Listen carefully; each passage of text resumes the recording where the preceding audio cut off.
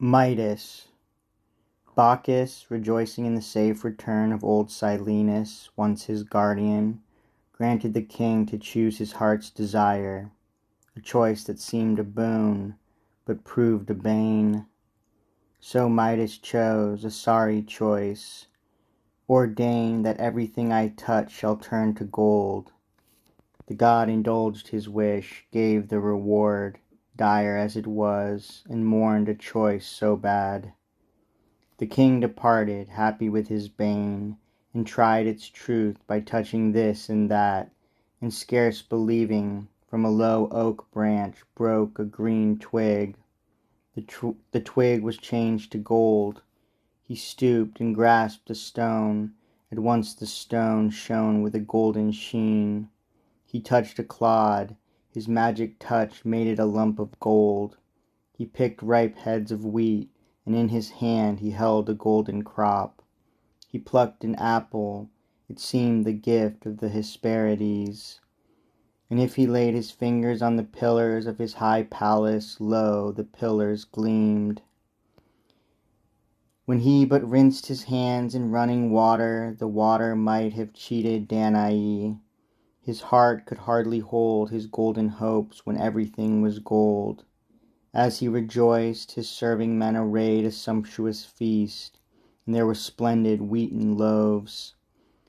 But then, ah then, when Midas reached his hand and touched kind Ceres' gift, that gift grew hard and stiff.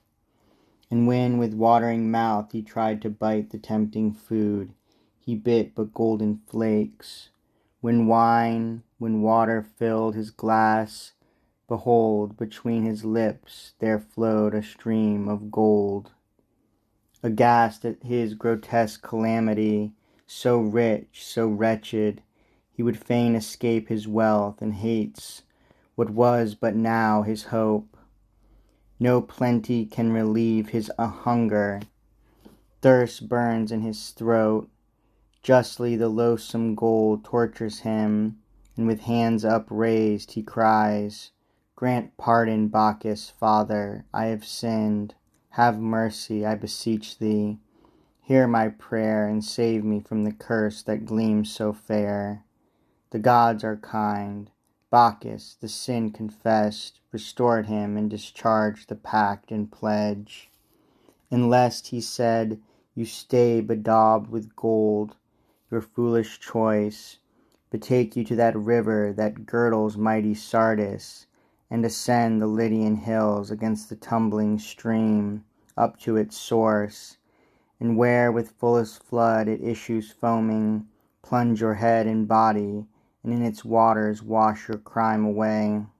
The king obeyed, and plunged beneath the flow, and in the foam, passing from man to river, the golden power dissolved and tinged the stream. And still today, washed by the ancient vein, the water meadows gleam with seeds of gold. Then, loathing riches, Midas gave his heart to fields and forests in the countryside, and Pan, who dwells among the mountain caves. But crass his wits remained, in folly set to bring their master trouble as before. The crags of Tmolus, steep and wide and high, gazing across the sea, at one side fall to Sardis, at the other reach their end at small Hypaepe.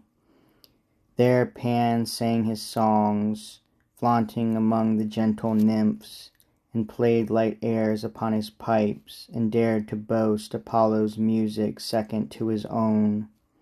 Assaying with old Tmolus as the judge on equal contest. On his mountain top the judge was seated. From his ears he freed the forest trees. Only a wreath of oak fringed his green locks, with acorns dangling round his hollow temples. Then, looking towards the shepherd god, he said, "The judge attends." So Pan made music on his rustic reeds, and with his uncouth song entranced the king. Midas by chance was there. To Phoebus next grave Tmolus turned, and as he turned his fringe of trees turned too. Apollo's golden hair was garlanded with laurel of Parnassus. His mantle, rich with Tyrian purple, swept the ground he trod. In his left hand he bore his lyre, inlaid with gems and ivory. His right the plectrum held. His very pose proclaimed the artist. Then with expert touch he plucked the strings, and won by strains so sweet, old Tmolus bade the reed bow to the lyre. The sacred mountain's judgment and award pleased all who heard. Yet one voice challenging crass-witted Midas's voice called it unjust. Apollo could not suffer ears so dull to keep their human shape. He stretched them long, filled them with coarse gray hairs, and hinged their base to move and twitch and flop. All else was man. In that one part his punishment, he wears henceforth a little ambling ass's ears.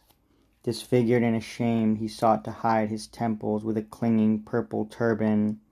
Even so, the slave, whose scissors used to trim his flowing hair, saw all, and longed to spread the news, but neither dared betray the shame, nor yet could keep it close.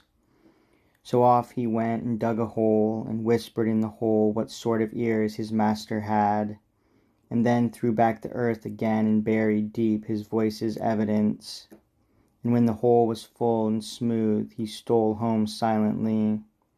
But there a waving bed of whispering reeds began to grow, and as the year came full, stood ripe and tall, and by betrayed his husbandry. For in the soft south wind they sway and speak the buried words, and tell the tale of Midas and his ass's ears.